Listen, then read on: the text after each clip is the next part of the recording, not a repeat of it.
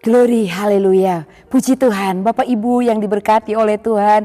Luar biasa Allah kita hari ini. Kita masih ada di hadapan hadirat-Nya oleh karena kebesaran Tuhan. Mari Bapak Ibu kita deklarasikan rise up, bangkit, bergerak, berdampak. Puji Tuhan, Tuhan memberkati setiap kita. Sama-sama kita akan buka firman Tuhan dalam Mazmur pasal 70.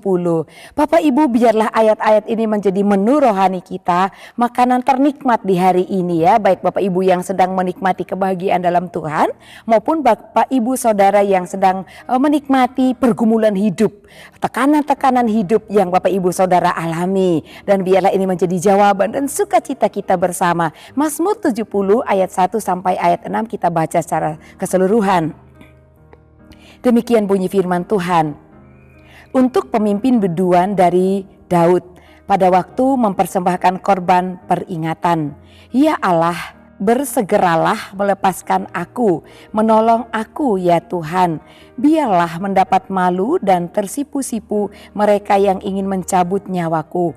Biarlah mundur dan kena noda mereka yang mengingini kecelakaanku. Biarlah berbalik karena malu mereka yang mengatakan syukur, syukur. Biarlah bergirang dan bersukacita karena Engkau, semua orang yang mencari Engkau. Biarlah mereka yang mencintai keselamatan daripadamu selalu berkata, Allah itu besar. Tetapi aku ini sengsara dan miskin ya Allah. Segeralah datang, Engkaulah yang menolong aku dan meluputkan aku. Ya Tuhan, janganlah lambat datang. Puji Tuhan, Bapak Ibu yang diberkati oleh Tuhan. Saya memberikan judul dan renungan kita, ayat firman Tuhan yang kita baca, Allah sumber pertolongan. Ya, kita sama-sama katakan amin. Haleluya. Puji Tuhan, Allah sumber pertolongan. Kalau kita melihat Mazmur pasal 70 ini, tentu Bapak Ibu menemukan ya bahwa tadi ada pergumulan dari seorang yang mengalami kesusahan dalam kehidupannya. Nah, apakah Bapak Ibu juga sedang mengalami hal yang sama? Ketika kita mengalami kesesakan, beban berat dalam kehidupan kita Bapak Ibu, tentu itu hal yang tidak mengenakkan. Berbeda ketika kita tidak memiliki beban, menikmati sukacita, itu akan berbeda ketika orang yang punya beban berat dalam kehidupannya. Terasa hampa menghadapi kehidupan ini. Tetapi Bapak Ibu, kita akan belajar dari pribadi yang dekat dengan Tuhan. Karena mengalami masalah kehidupan itu bukan hanya orang-orang Kristen, orang-orang yang sudah percaya kepada Tuhan. Namun orang Kristen pun akan juga mengalami yang namanya pergumulan hidup. Oleh karena itu kita belajar dari sosok Daud. Daud dalam kehidupannya dari muda sampai dia tua, memiliki anak-anak, memiliki keluarga, tidak pernah terlepas dari kesesakan hidup yang dia alami. Ketika dia menyelesaikan satu perkara, dia menjadi pemenang. Dia bersukacita atas hal itu. Tetapi Tuhan izinkan lagi perkara yang lain. Dia memperoleh kemenangan dan begitu terus yang dia alami dalam hidupnya sampai pada masa tuanya. Dan di Mazmur pasal 70 ini merupakan juga doa Daud dan suatu peringatan bagi Daud sendiri, bagi setiap orang percaya, bagi saya dan Bapak Ibu Saudara sekalian. Peringatan dalam hal apa? Peringatan ketika kita mengalami kesesakan.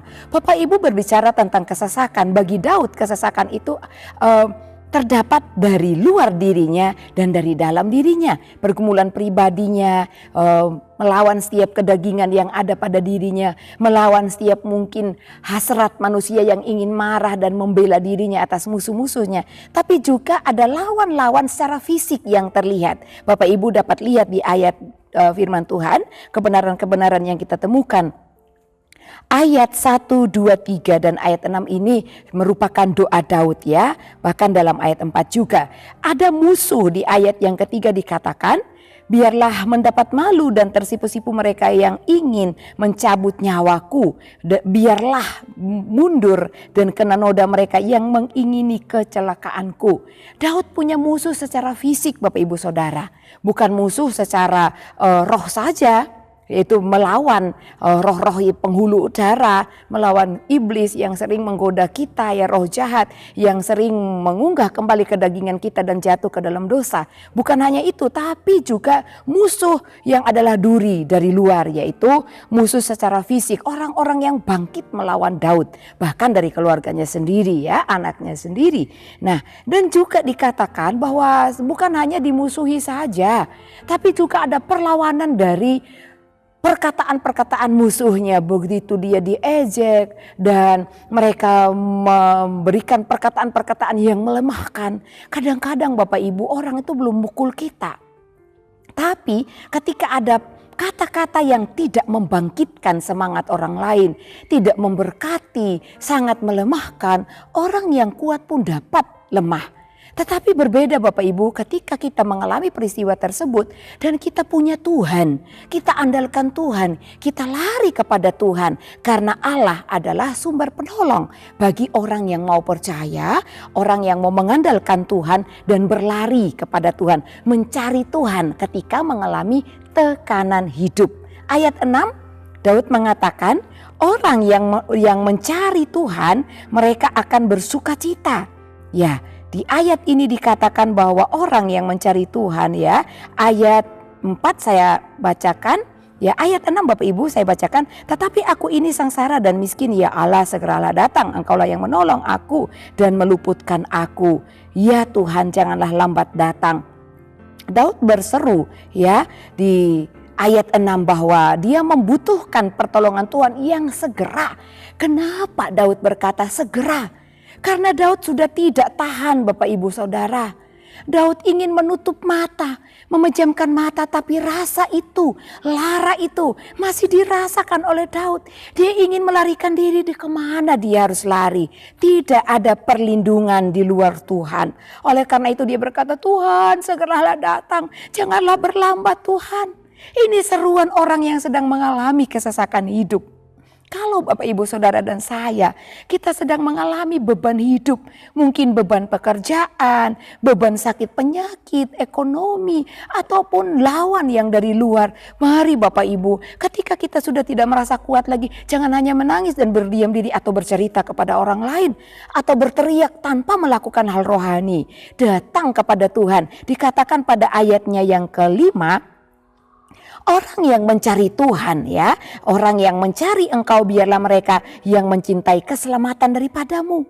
Sebab Daud berkata orang ketika mengalami kesesakan hidup, mencari Tuhan akan mendapatkan keselamatan. Luar biasa Bapak Ibu Saudara, ya.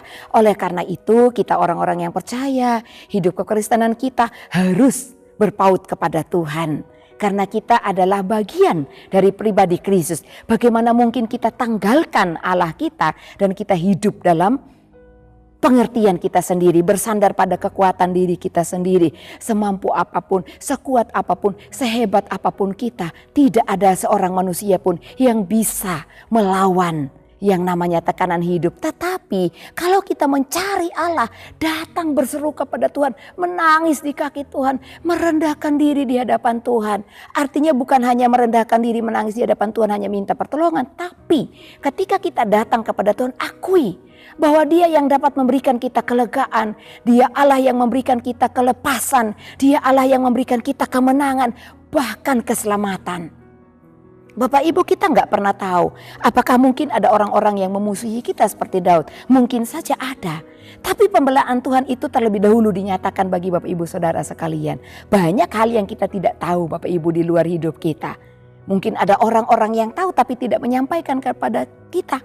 Dan itulah kita bersyukur kepada Tuhan. Firman Tuhan tadi katakan, ya, orang yang mencari Tuhan akan mendapatkan keselamatan di ayatnya yang ke-6. Bapak Ibu, firman Tuhan katakan di ayat 1 dan 2. Ketika kita berseru kepada Tuhan dengan keyakinan seperti Daud berkata di ayat 2. Ya Allah, bersegeralah melepaskan aku. Kata segera ini diulang-ulang oleh Daud. Dan ketika berseru kepada Tuhan, Tuhan itu akan menolong. Tuhan itu akan melepaskan kita. Kita akan mengalami sukacita. Meskipun mungkin beban itu masih ada, tapi sukacita Tuhan itu akan terlebih dahulu datang, memberikan kita keringanan sehingga kita bisa menapaki hari-hari kita, melewati masalah, menanggung penderitaan yang kita alami. Ya Bapak Ibu Saudara, dan berkat dari orang yang mencari Tuhan dalam waktu mengalami kesesakan, beban hidup yang kita alami, kita dapat lihat Bapak Ibu. Di ayat 5 dan ayat 6, mereka akan mengalami kegirangan. Daud berkata mereka akan bergirang. Orang yang mencari Tuhan, datang kepada Tuhan, segera mencari Tuhan, maka Tuhan pun akan segera menolong. Dia akan memberikan sukacita. Dan sukacita karena perbuatan Tuhan tentunya. Dan orang tersebut juga tadi kita sudah renungkan, dia akan mendapatkan keselamatan. Keselamatan bukan hanya dari musuh yang akan menghakimi kita dan akan merenggut jiwa kita seperti Daud. Tapi musuh-musuh yang lain Bapak Ibu. Ada musuh secara fisik, ada musuh secara psikis, ada musuh secara rohani. Jiwa kita ya, tubuh jiwa roh kita ini hanya terlindung aman di dalam Tuhan yang Maha Kuasa. Oleh karena itu firman Tuhan katakan orang yang berlindung dan mencari Tuhan, mereka menikmati keselamatan, mereka akan berkata Allah itu maha besar. Bapak Ibu baca kembali ayat-ayat firman Tuhan ini. Di ayat 5 dikatakan ya, Allah itu besar. Puji Tuhan. Dan itulah yang harus kita katakan dalam kehidupan kita. Dan hari ini kita harus berkata Allah itu besar. Ketika kita berkata Allah itu besar, maka kebesarannya nyata dalam hidup kita. Semua beban hidup yang kita sedang alami, pikul, maka Tuhan akan memberikan kelegaan bagi kita, dan itu janjinya dalam Injil Bapak Ibu Saudara ya. Nah, lalu apalagi yang didapatkan oleh orang-orang yang mengasihi Tuhan, mencari Tuhan dan percaya kepada Tuhan bahwa hanya Allah yang dapat menolong ketika mengalami kesesakan hidup. Mereka akan diluputkan, mereka akan dilepaskan. Oleh karena itu Bapak Ibu, segala sesuatu ada masanya. Dan pengkhotbah mengatakan bahwa segala sesuatu ada waktunya di kolong langit ini. Ada waktunya kita bersuka cita, ada waktunya kita memiliki beban hidup, dan ada waktunya kita akan memperoleh kemenangan dari Tuhan. Dan tinggallah kita melihat hasilnya. Ketika firman Tuhan katakan ketika kita mengalami hal itu, kita bertekun di dalamnya dalam pengharapan, kita akan memperoleh pengharapan di dalam Tuhan. Oleh karena itu Bapak Ibu Saudara, teruslah berharap kepada Tuhan. Hanya Tuhan yang menjadi sumber pertolongan kita. Tidak ada pribadi yang lain. Oleh karena itu Bapak Ibu terus melekat kepada Tuhan. Dia adalah kehidupan kita. Dia nafas hidup kita. Dia segala-galanya dalam kehidupan kita. Puji Tuhan. Tuhan Yesus memberkati. Bapak Ibu Saudara yang terus setia mengikuti Renungan 79, kiranya dapat menjadi berkat bagi kita bersama-sama. Bagi Bapak Ibu Saudara yang ingin didoakan untuk pokok doa tertentu, atau Bapak Ibu Saudara yang ingin menyaksikan kesaksian pemulihan masalah keluarga, mujizat kesembuhan, dapat disalurkan melalui chat WhatsApp di nomor 081 3274 20088. Puji Tuhan, mari kita berdoa. Haleluya, haleluya. Allah, Engkau besar dalam kehidupan kami.